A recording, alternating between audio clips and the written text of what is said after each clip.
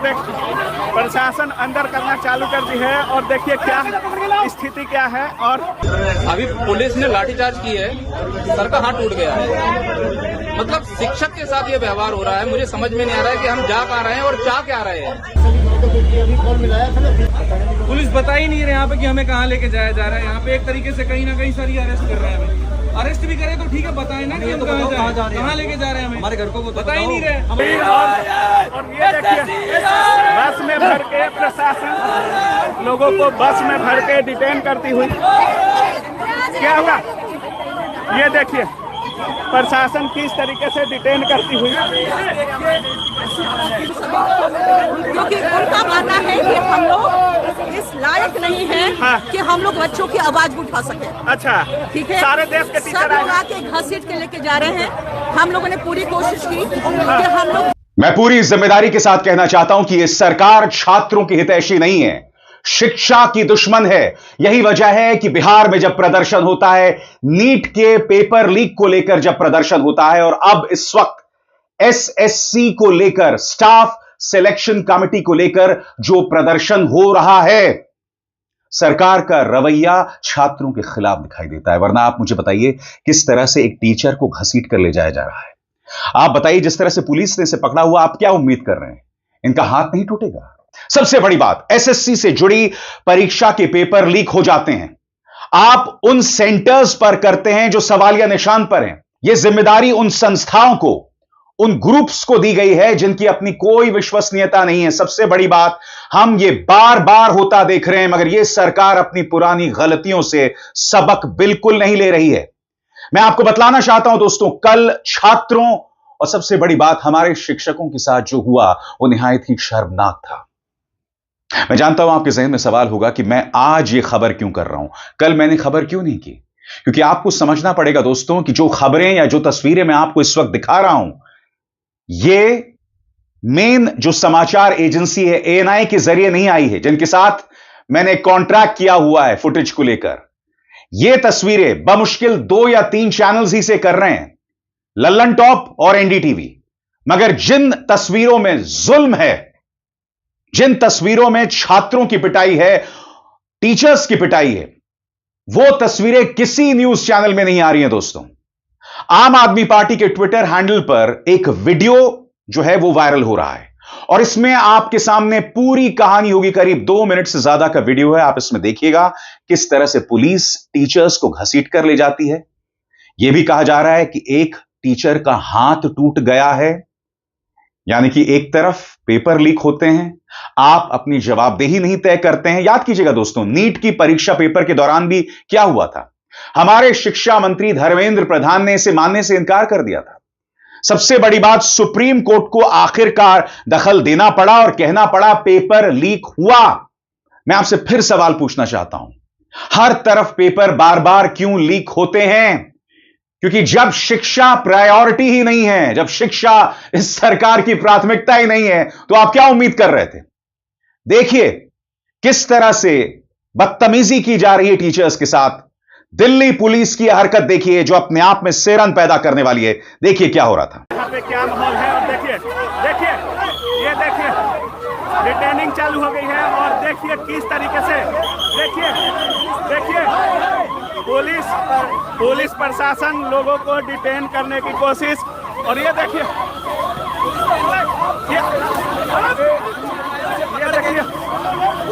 Police अंदर भर रही है, ये देख प्रशासन अंदर करना चालू कर दी है। और देखिए क्या स्थिति क्या है, और समझिए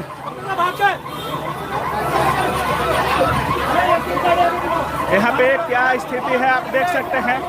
और किस तरीके से यहाँ देखिए नीतू मैम यहाँ है, और यहाँ पे किस तरीके से प्रशासन डिटेन करती हुई सभी लोगों को। अभी पुलिस ने लाठीचार्ज की है, सर का हाथ टूट गया है। मतलब शिक्षक के साथ ये व्यवहार हो रहा है, मुझे समझ में नहीं आ रहा है कि हम जा कहाँ रहे हैं और जा क्या रहे हैं। नीतू मैम को पकड़ लिया है, अपने सर पता नहीं कहाँ है, राकेश सर को रिटेन कर दिया गया है। सर हमारा हाथ टूटने से ज्यादा खतरनाक क्या है कि महिलाओं, जितनी भी महिलाएं टीचर्स है ना, उनके साथ इतना बुरा व्यवहार किया गया है। ऐसा लग रहा है कि मतलब इस देश में ना कुछ बचा नहीं है, ना महिलाएं देख रहे हैं, ना लड़की, ना बहन बेटी, सब कुछ, सब तार तार कर दिया इन लोगों ने। किधर है हम? नजफगढ़ थाने में सारे मास्टर बैठे हुए हैं भाई। नजफगढ़ थाने में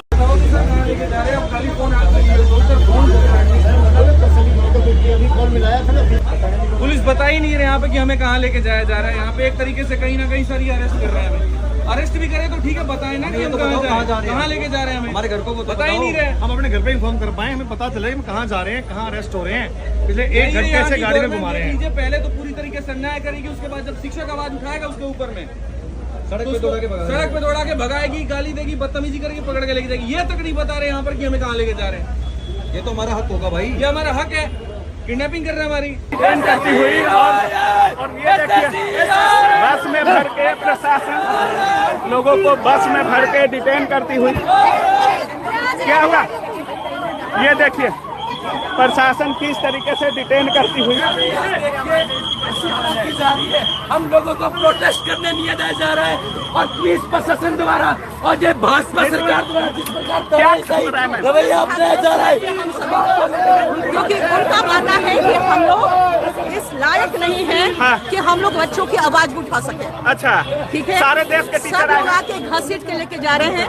हम लोगों ने पूरी कोशिश की कि हम लोग लाठियों से मारा गया है। अभी ये हुआ है टीचर्स के साथ में, ये देख रहे हैं, ये हुआ है अभी। अब मैं आपको एक वीडियो दिखाता हूं, इसमें आप 2 टीचर्स देखेंगे, एक महिला टीचर और एक और टीचर। वो यहां पर शिकायत कर रहे हैं कि एक अरसे तक हमें बस में बिठाकर घुमाया जा रहा है। ये हमारे टीचर्स हैं भाई, आप इनके साथ इस तरह से बदतमीजी कैसे कर सकते हैं? देखिए क्या किया गया। उतार दो 1-2 मिनट के लिए, कुछ एक को उतार दो जो बाथरूम जाए फिर बैठ जाए, लेकिन हद है यार बेशर्मी की। और भाई अब बर्दाश्त से बाहर हो गया, सारी चीजें सहन कर ली, लेकिन ये थोड़ी कि 4.5 घंटे से आप 5 घंटे से बस में घुमा रहे हो यार।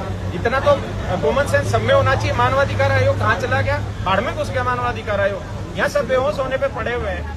आप 5-6 घंटे से किसी को बस में घुमाए जा रहे हैं, ये मतलब नॉनसेंस है यार, दिस इज रियली नॉनसेंस। यहाँ पे फीमेल के लिए भी वॉशरूम की भी सुविधा नहीं है। मैम बोले कि मैम ना पानी है, ना खाना है, ना कुछ हो रहा है। और यहाँ पे फीमेल कॉन्स्टेबल भी नहीं, ना वॉशरूम की व्यवस्था है, ना कुछ भी है, ना यहाँ पे सुन रहा है। और एक चीज बताओ, ये टीचर है, इन्होंने कौन सा जाके किसी पे पत्थर मारा है यार? सारे पढ़े लिखे हैं और हम पूरा हरियाणा बॉर्डर घूम चुके हैं, पूरा दिल्ली भ्रमण हो चुका है। हमें कहीं तो ठहरा दो कहीं, और हमें नहीं, कम से कम लेडीजों को तो बाहर निकाल दो जो एटलीस्ट कुछ कर पाए, थोड़ा बहुत अपना बाथरूम जा पाए कुछ। अरे 70 चीजें होती हैं, यहाँ एक लेडीज नहीं है जो आके इनकी हेल्प करे। कोई लेडीज पुलिस वाला दिखाओ, ये सारे जेंट्स वाले खड़े हुए सारे। और आगे बढ़ने से पहले एक जरूरी संदेश, मेरे कार्यक्रमों के लिए आप नोटिफिकेशन का इंतजार मत कीजिए, मेरे चैनल में जाइए और खुद जाकर कार्यक्रम देखिए और रहिए अपडेटेड। और हां, ज्वाइन कीजिए मेरा चैनल, देखिए यह जरूरी संदेश। स्वतंत्र और आजाद पत्रकारिता का समर्थन कीजिए, सच में मेरा साथी बनिए। बहुत आसान है दोस्तों, इस ज्वाइन बटन को दबाइए और आपके सामने आएंगे ये 3 विकल्प, इनमें से एक चुनिए और सच के इस सफर में मेरा साथी बनिए। उसके बाद उन्हें नजफगढ़ थाने ले जाया गया दोस्तों, और जैसा कि आप इन तस्वीरों में देख सकते हैं, नजफगढ़ थाने के बाहर लोग प्रदर्शन कर रहे हैं। क्यों? क्योंकि वो देख रहे हैं कि टीचर्स का हाथ तोड़ा जा रहा है, टीचर्स के साथ बदतमीजी की जा रही है। अपनी जिम्मेदारी कोई नहीं तय कर रहा है। मैं आपसे सवाल पूछना चाहता हूं, जब हिंदुत्ववादी गुट प्रदर्शन करते हैं तो क्या इस तरह की हरकत पुलिस करती है?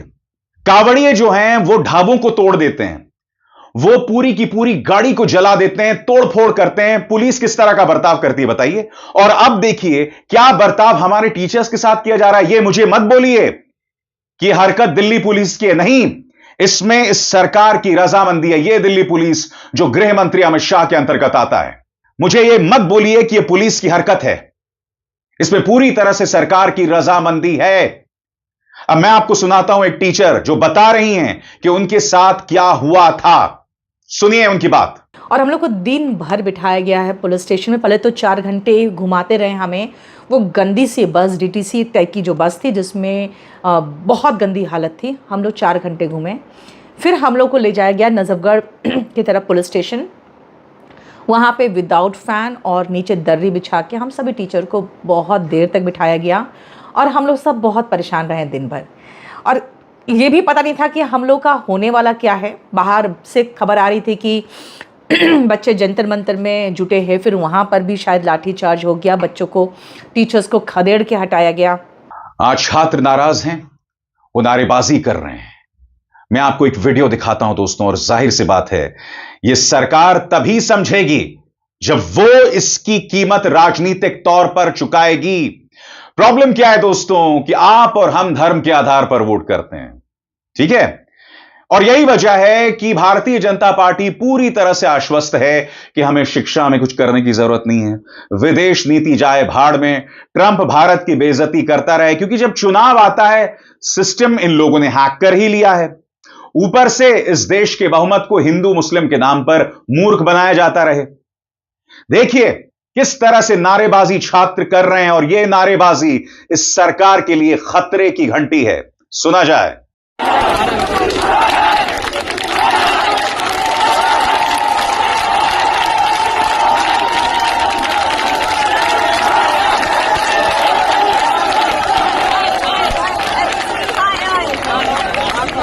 मगर आप में से जो लोग एसएससी प्रदर्शन के बारे में नहीं जानते हैं, मैं अब आपको सरल शब्दों में बताने वाला हूं दोस्तों, यह आंदोलन क्या है। आधे स्क्रीन्स पर आप देखेंगे कि यह पूरा मामला क्या है, और आधे स्क्रीन्स पर छात्र जो प्रदर्शन कर रहे हैं, जो उन पर जुल्म किया जा रहा है, उसकी तस्वीरें अब आपके स्क्रीन्स पर आ रही हैं। गौर कीजिएगा मेरे एक एक शब्द पर। देश भर में एसएससी स्टाफ सिलेक्शन कमीशन के खिलाफ छात्र सड़कों पर हैं, सोशल मीडिया पर कैंपेन चला रहे हैं और दिल्ली तक मार्च कर चुके हैं। इसकी वजह है एसएससी द्वारा कराई जा रही परीक्षाओं में भारी गड़बड़ी, लापरवाही और बदइंतजामी। आइए पूरे मसले को अब आसान भाषा में समझते हैं। सबसे पहले प्रोटेस्ट के मुख्य कारण, और वो क्या कारण है? पहला, एग्जाम कैंसिल कर देना, वो भी बिना बताए। एसएससी की सिलेक्शन पोस्ट फेज 13 परीक्षा कई सेंटरों पर अचानक रद्द कर दी गई। छात्र मीलों दूर तक पैसा खर्च करके सेंटर पहुंचे थे, होटल लिया, टिकट कराया और वहां जाकर पता चला पेपर ही नहीं। दूसरा, सिस्टम फेल, कंप्यूटर बंद, माउस खराब। जहां पेपर हुए भी वहां छात्रों ने बताया कंप्यूटर बार बार हैंग हो रहा था, माउस काम नहीं कर रहा था, पेपर के बीच में ही सिस्टम क्रैश हो गया। इन तकनीकी खामियों की वजह से कई छात्रों का पेपर अधूरा छूट गया या शुरू ही नहीं हो पाया। तीसरा, दूर दराज के सेंटर और बुनियादी सुविधाओं की कमी। एसएससी ने बहुत से छात्रों को सैकड़ों किलोमीटर दूर के सेंटर दे दिए। ना पंखे थे, ना पीने का पानी, कई जगह कुर्सियां तक टूटी हुई थी। कई लड़कियों को सेंटर पर बाउंसर्स द्वारा धक्का मुक्की की शिकायतें भी मिली। चौथा, नए वेंडर और उसकी गड़बड़ियां, और यह बहुत अहम है दोस्तों।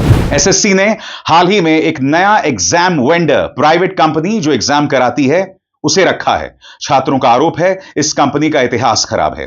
पहले इसे कोर्ट द्वारा ब्लैकलिस्ट भी किया गया था, उसी की वजह से इतनी गड़बड़ियां हो रही हैं। इसके अलावा पांचवा कारण, सेंटर पर दुर्व्यवहार और मारपीट के आरोप। कुछ जगहों पर छात्रों ने कहा कि जब उन्होंने सवाल उठाए तो उन्हें डांटा गया, हाथ पकड़ा गया, यहां तक कि जबरदस्ती बाहर निकाला गया। छठा, एसएससी की चुप्पी और साफ जवाब न मिलना। एसएससी ने ना तो ठीक से बताया कैंसिल हुए एग्जाम अब कब होंगे, जो लोग प्रभावित हुए हैं उन्हें क्या विकल्प मिलेगा, जिम्मेदारी किसकी है, और ये तमाम चीजें। राहुल गांधी इस मुद्दे को उठा चुके हैं और सीधे तौर पर इसे भाजपा सरकार की नाकामी बता रहे हैं।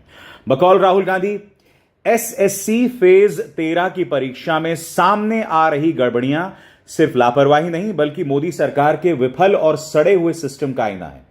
400-500 किलोमीटर दूर से परीक्षा देने पहुंचे युवाओं को केंद्र पर जाकर पता चलता है कि उनकी परीक्षा रद्द कर दी गई है। सिस्टम की खामियों के कारण लगातार पेपर लीक और परीक्षा रद्द होने से लाखों युवाओं और उनके परिवारों की मेहनत, समय और उम्मीदें बर्बाद हो रही हैं। पिछले 10 सालों में NEET, UGC NET, UPPSC, BPSC और बोर्ड परीक्षाओं सहित 80 से ज्यादा पेपर्स में खुलेआम धांधली हुई। सिर्फ इस साल की धांधली से 85 लाख बच्चों का भविष्य प्रभावित हुआ है। इन्हें रोकने में सरकार नाकाम रही है और भर्ती परीक्षाओं में पारदर्शिता और सुधार के उसके बड़े बड़े वादे खोखले साबित हुए हैं। ये सरकार के निकम्मेपन, प्रशासनिक भ्रष्टाचार और परीक्षा माफियाओं की गठजोड़ का नतीजा है। युवाओं के सपनों के साथ ये विश्वासघात बंद होना चाहिए। हमारी मांग है कि बच्चे कोई गुंडे डकैत नहीं है, शांतिपूर्वक तरीके से प्रदर्शन कर रहे हैं। अभी तक मंत्रालय के मिनिस्टर इनसे मिले हैं और बच्चों का दर्द बांटे। ये एसएससी का वो संस्था, वो कंपनी एग्जाम करा रही है जिसको ऑलरेडी 3 स्टेट में बैन कर दिया गया। तुरंत इस कंपनी से टेंडर छीना जाए। 6 तारीख को बच्चों का एग्जाम है और ये खाली एसएससी के बच्चे नहीं है, रेलवे के बच्चे हैं, तमाम बच्चे हैं। बच्चे बार बार एग्जाम देते हैं और पता लगता है वो एग्जाम और सेंटर कॉम्प्रोमाइज हो गए। बच्चे पीड़ित हैं, बच्चे डकैत नहीं है। तुरंत हमारी डिमांड है कि मंत्रालय के लोग आके इनसे मिले, बच्चों को न्याय दे। और अगर पुलिस ने एक भी बच्चे के लाठी चलाई तो सबसे पहले हम एनएसयूआई के लोग लाठी खाएंगे और एक भी बच्चे को आज नहीं आने देंगे। और ये सरकार बच्चों पर लाठी चलाना बंद करे, बच्चे को न्याय दे। और ये एसएससी के जो लोग बैठे हैं, जो धांधली में शामिल हैं, तुरंत उनको हटाया जाए और इस कंपनी का ठेका छीना जाए।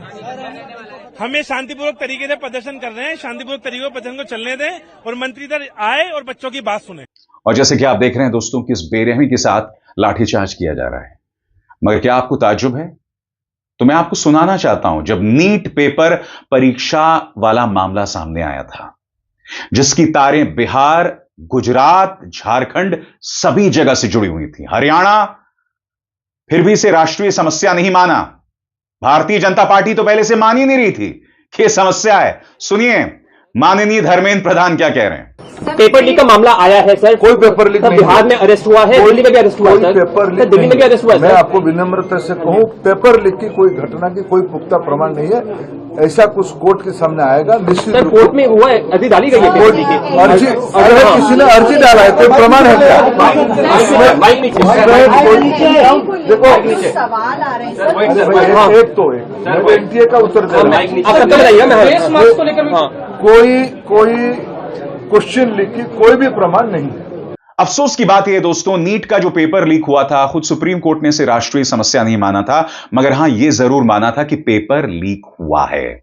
सुप्रीम कोर्ट ने क्या कहा था, गौर किया जाए। सुप्रीम कोर्ट ने अब साफ तौर पर मान लिया है कि नीट यूजी 2024 में पेपर लीक हुआ है, लेकिन कोर्ट ने यह भी कहा कि यह लीक देश भर में फैला नहीं था, बल्कि कुछ चुनिंदा सेंटरों तक सीमित था, जैसे हजारीबाग और पटना, यानी झारखंड और बिहार। यानी कि सुप्रीम कोर्ट ने पहले क्या कहा, लीक हुआ था मगर लोकल स्तर पर। दूसरा, देश भर में री एग्जाम नहीं होगा। तीसरा, जहां गड़बड़ी हुई वहां सुधारात्मक कदम। चौथा, जिन्होंने बेईमानी से फायदा उठाया उनके खिलाफ कार्रवाई। पांचवा, आने वाले समय में सुधार के आदेश। छठा, पारदर्शिता का जवाब। तो सुप्रीम कोर्ट ने अपनी तरफ से फरमान जारी कर दिया, सुधारात्मक उपाय की बात की, मगर क्या हो रहा है एसएससी में, क्या हो रहा है स्टाफ सिलेक्शन कमेटी एग्जाम्स में। मैं फिर आपसे कहना चाहता हूं, इस सरकार की कान में जूं तक नहीं रेंगने वाली है अगर आप और हम मुद्दों पर इस सरकार की जवाबदेही तय नहीं करेंगे।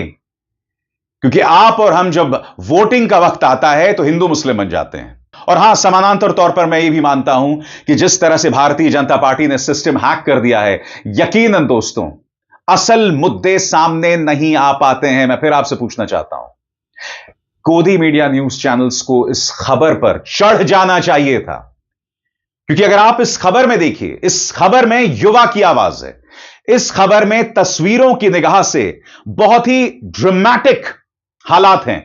जिस तरह से पिटाई हो रही है, अरे भाई यही तो ड्रामा न्यूज चैनल्स को चाहिए।